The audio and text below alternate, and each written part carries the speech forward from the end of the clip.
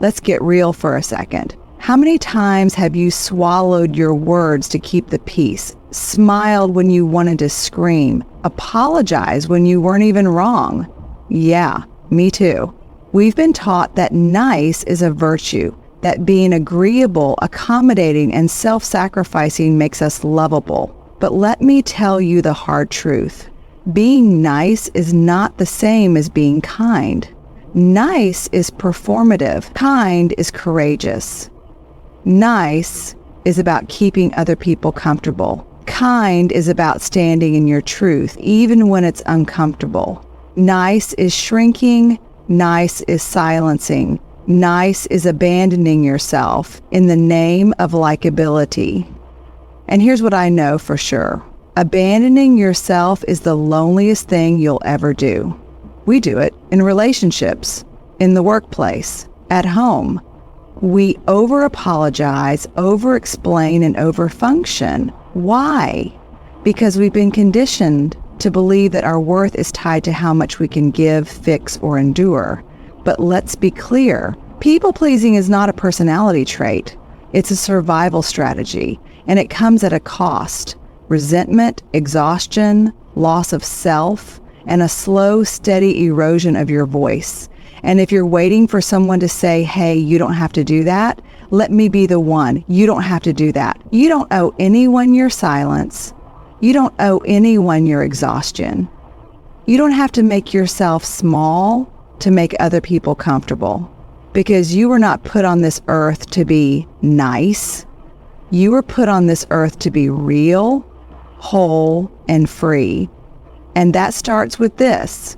Use your voice. Set the boundary. Say the hard thing, because I promise you, you are not here to be nice. You are here to be you. We've all been taught that being nice is the right thing to do, that saying yes when we want to say no makes us a good person, that biting our tongue when we're uncomfortable is just getting along, and that making other people happy, even at our own expense, is what it means to be a good friend, a good partner, a good colleague. But let's take a hard look at this. What does nice actually mean? Because if nice means swallowing our truth, ignoring our needs, and constantly putting others first, then it's not kindness, it's self-erasure. Nice is about smoothing things over, avoiding conflict, and keeping everyone else comfortable, even when it's at the cost of your own emotional well-being. It's saying I'm fine when you're really not. It's laughing at a joke that stings. It's agreeing with an idea that you don't actually support just because pushing back feels risky. Nice is performative. It's a set of learned behaviors designed to make us palatable, digestible, and easy to deal with. But do you know what else it is? A cage, a socially acceptable way to silence yourself. Now, kindness is something else entirely. Kindness is not about making sure no one is ever uncomfortable. It's about being honest and real, even when it's hard. Kindness is telling the truth with love. It's having the tough conversation instead of avoiding it. It's showing up for others without abandoning yourself. Real kindness has boundaries. It has backbone. It's the friend who tells you what you need to hear, not just what you want to hear. It's the leader who holds people accountable with compassion. It's the person who can disagree without disrespecting. The problem is, we've been conditioned to believe that pushing back is rude, that saying no is selfish, that having opinions is being too much. So we contort ourselves, we soften our edges, we make ourselves smaller so we don't intimidate, challenge, or upset anyone. But let's be real, who does that really serve? It serves the people who benefit from your silence, the people who rely on your compliance, the people who have never had to second guess whether their voice is worth hearing. And if you've been waiting for permission to stop playing small, let me give it to you now. You don't owe anyone your silence. I know what you're thinking. But if I stop being nice, won't people think I'm mean? No. There's a world of difference between being mean and being honest. Being direct doesn't make you cruel. Being assertive doesn't make you harsh. Having an opinion doesn't make you difficult. This is one of the biggest lies we've been told, that women especially must choose between being liked and being respected. That if we are firm, we're cold. If we take up space, we're too much. If we advocate for ourselves, we're aggressive. But you do not have to choose between kindness and self-respect. You can be both strong and compassionate, both powerful and kind. Here's the truth. Real kindness is not about pleasing people. It's about honoring them. And honoring people means telling the truth. It means being willing to have the hard conversation instead of just letting resentment build. It means showing up with integrity even when it's inconvenient. It means telling yourself the truth first so that you're not walking through life pretending, performing, and feeling like a stranger to yourself. Because what's the point of being nice if it means betraying yourself? So, what does this look like in practice? It looks like saying no when you mean no, without guilt or explanation. It looks like setting boundaries and holding them even when people push back. It looks like speaking up even when your voice shakes. It looks like deciding that your comfort, your truth, your well-being matters just as much as anyone else's. Because here's the thing, you can be kind and still say no. You can be kind and still stand your ground. You can be kind and still refuse to make yourself small for anyone. And the best part, when you stop being nice and start being kind, really kind, you attract the right people into your life. The ones who respect your voice, the ones who appreciate your authenticity, the ones who don't just tolerate your boundaries, but honor them. And most importantly, you start respecting yourself. And that, my friends, is worth everything. We love to tell ourselves a story. I'm just a nice person. I like helping others.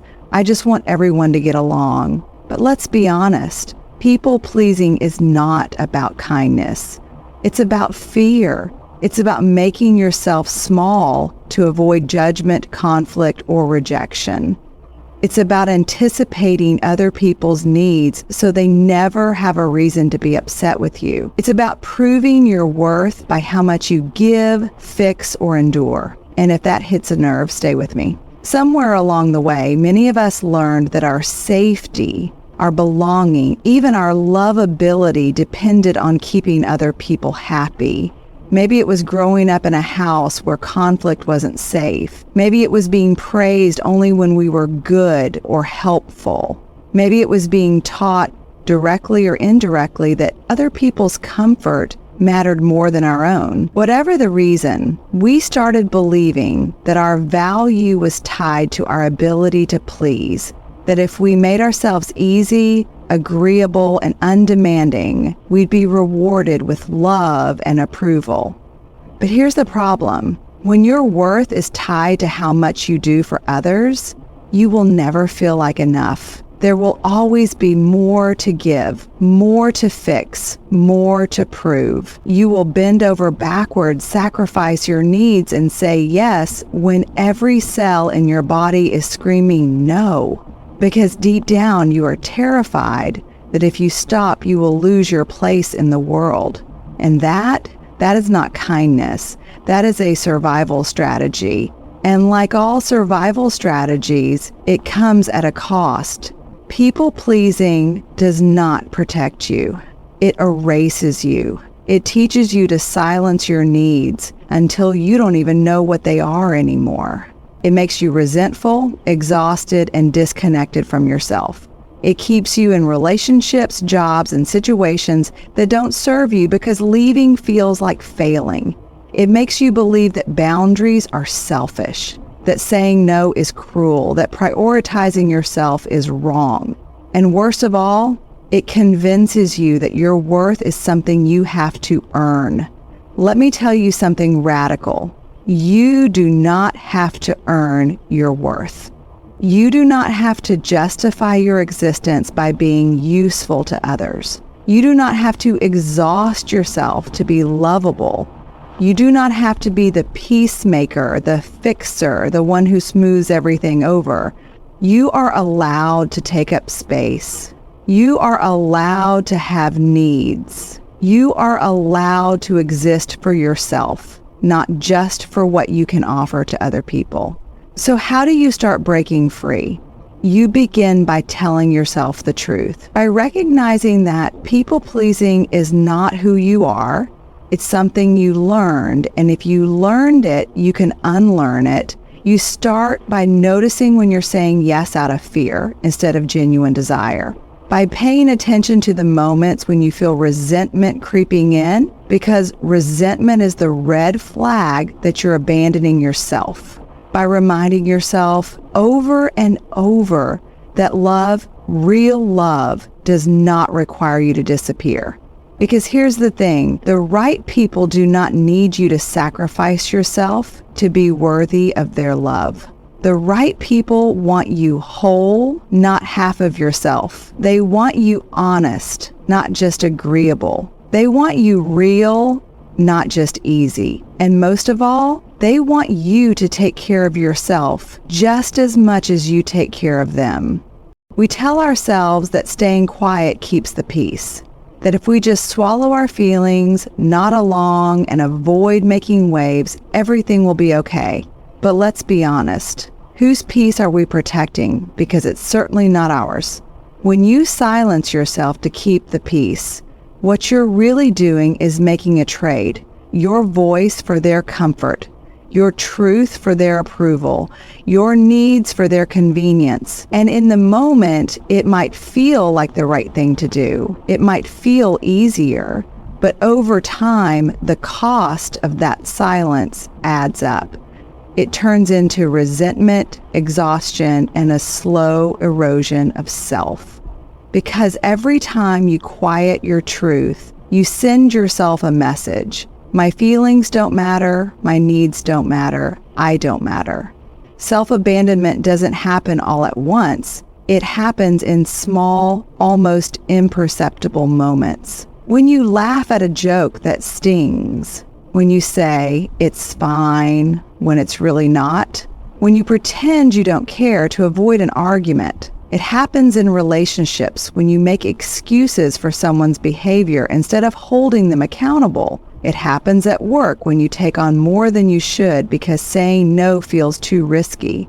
It happens in families when you keep the peace at the dinner table by letting things go, even when it's eating you up inside. And let's be clear, silencing yourself is not the same as being strong. Strength is not about enduring things that hurt you. It's not about gritting your teeth and tolerating mistreatment.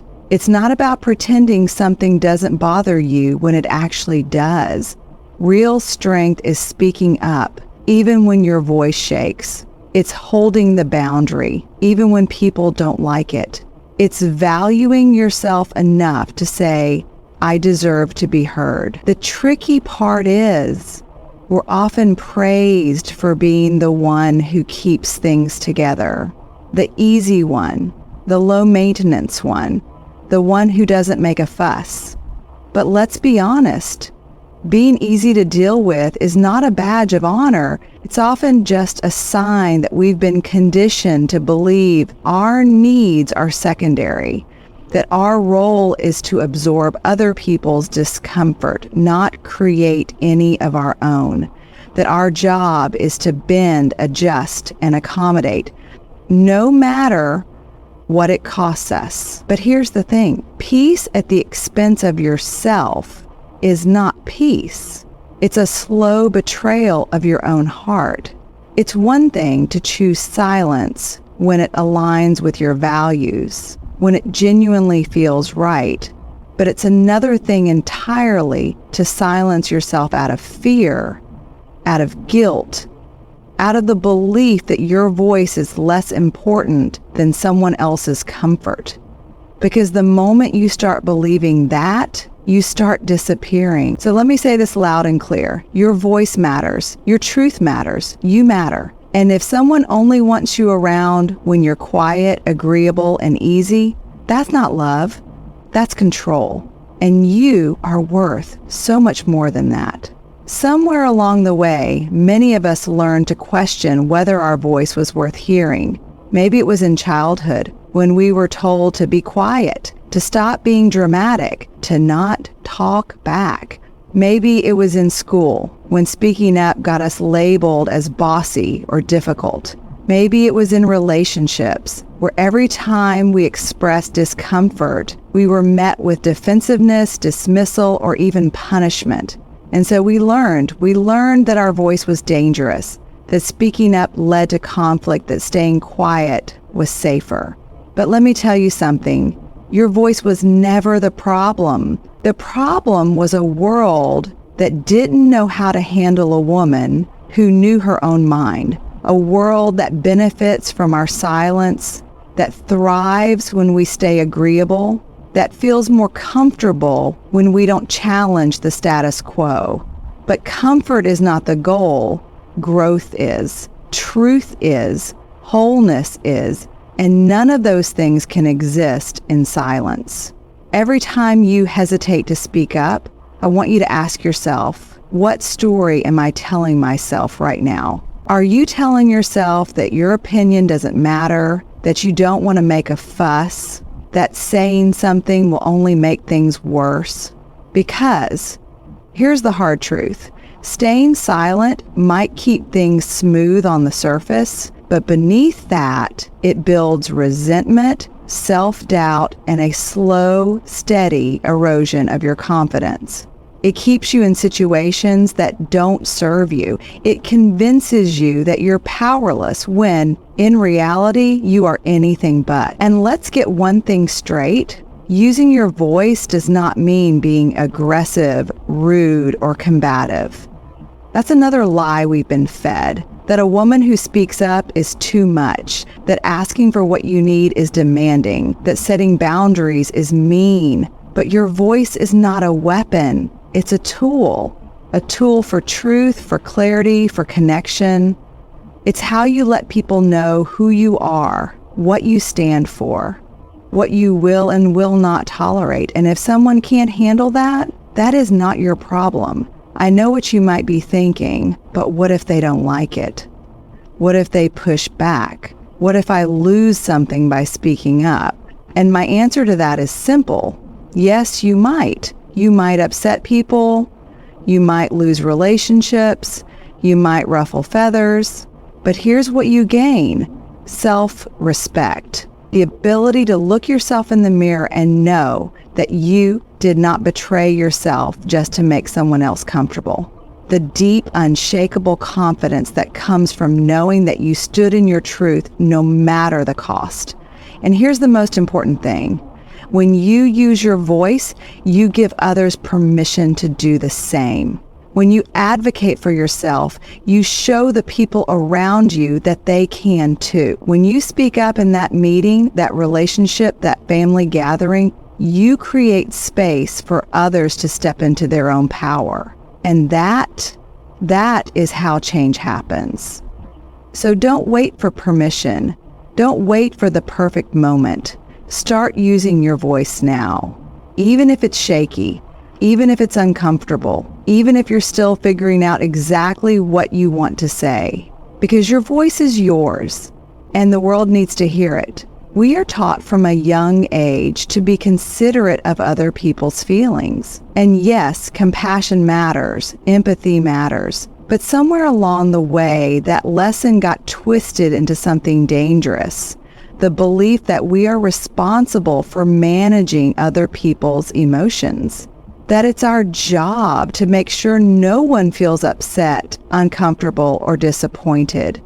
No matter the cost to ourselves, this belief shows up in 1,000 little ways. It's the moment you say yes to something you don't want to do because saying no might make someone upset. It's the time you softened your words. tiptoed around the truth, or sugar-coated your needs because you didn't want to seem harsh.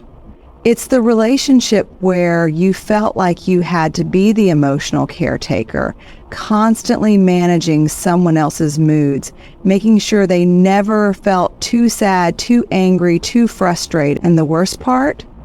We start to believe that if someone else is uncomfortable, we have failed. But let me be clear, other people's feelings are not your responsibility. Your job is not to ensure that everyone around you is happy all the time. Your job is not to prevent other people from feeling disappointment, frustration, or discomfort. Those emotions are part of life. They are part of growth. And shielding people from them doesn't serve anyone. It just teaches them that you are willing to carry a burden that was never yours to bear. Does this mean you should be cruel, dismissive, or careless with your words? Of course not. But there is a massive difference between being mindful of someone's feelings and taking responsibility for them. The first is kindness. The second is self-sacrifice. And when you make a habit of constantly prioritizing other people's comfort over your own truth, you are not being kind. You are abandoning yourself. And here's the real kicker. The people who truly love and respect you don't need you to manage their emotions. They can handle a boundary. They can sit with their own discomfort. They can feel disappointment without making it your fault. The people who get upset when you advocate for yourself, they're the ones who benefited from your silence. And that's something to pay attention to. I know this is hard. I know it feels unnatural at first because for so long we've equated being good with being selfless. But let's rewrite that story. Being good does not mean being self-sacrificing. Being kind does not mean being small. Being loving does not mean making yourself responsible for everyone else's happiness. You are allowed to set boundaries.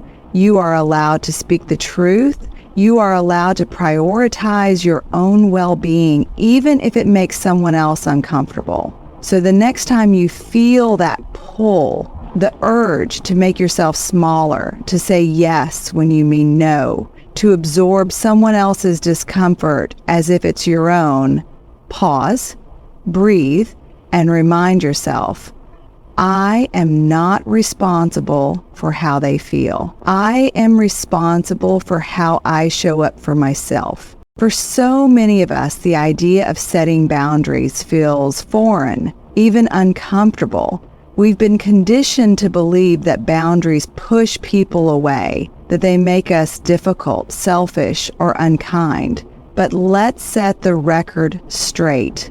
Boundaries are not about shutting people out. They are about letting the right people in the right way. Think about it this way. A boundary is not a wall. It's a door. A wall is rigid, impenetrable, designed to keep everything out. But a door allows you to decide who and what enters your space. A door is an invitation to relationships that respect you, to connections that nourish you, to interactions that honor who you truly are. Boundaries don't isolate you. They protect your energy so that you can engage in life fully without resentment, exhaustion, or frustration. But here's where so many of us get stuck. We fear that setting boundaries will make people angry, that saying no will disappoint someone, that speaking up for what we need will cause conflict, and sometimes it will. But do you know what causes even more harm? The slow, quiet burnout that happens when you don't. The exhaustion that comes from constantly stretching yourself too thin, from overcommitting, from allowing behavior that drains you because you're too afraid of rocking the boat. The resentment that builds up when you give and give and give until there's nothing left of you. And here's something we need to understand. When people get upset about your boundaries, it's usually because they benefited from you not having any. The friend who's always leaned on you but never shows up when you need her, she won't like it when you start saying no. The coworker who offloads his work onto you, he won't be thrilled when you stop picking up the slack. The family member who's used to guilt tripping you into doing things their way, they might push back, but their reaction is not a reason to abandon yourself. Let's be real. Boundaries aren't just about saying no. They're about saying yes to yourself. They're about valuing your time, your energy, your emotional well-being. They're about deciding what you will and will not tolerate. And most importantly, they're about self-trust, trusting that you are allowed to prioritize yourself, that your needs matter, that you don't have to carry the weight of everyone else's expectations just to be worthy of love and acceptance. And here's the beautiful thing about boundaries.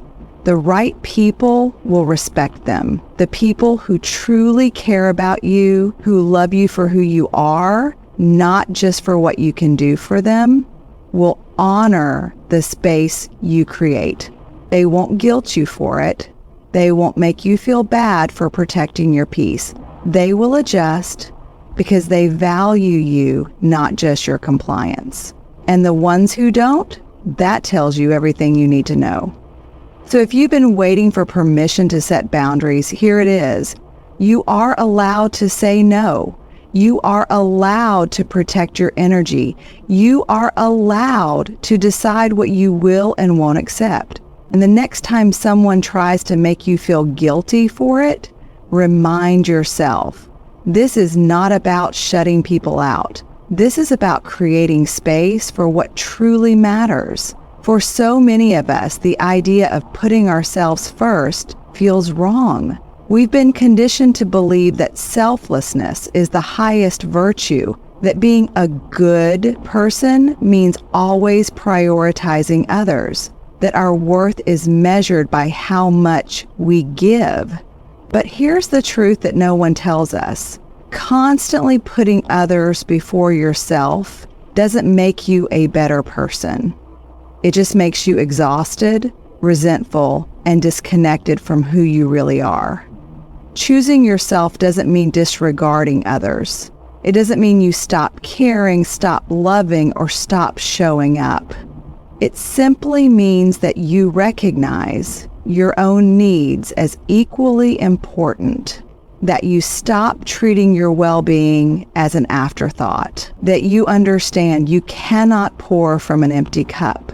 Because when you are constantly depleted, when your energy, time, and emotional reserves are stretched to the breaking point, what do you really have left to give? We have to stop equating self-sacrifice with goodness.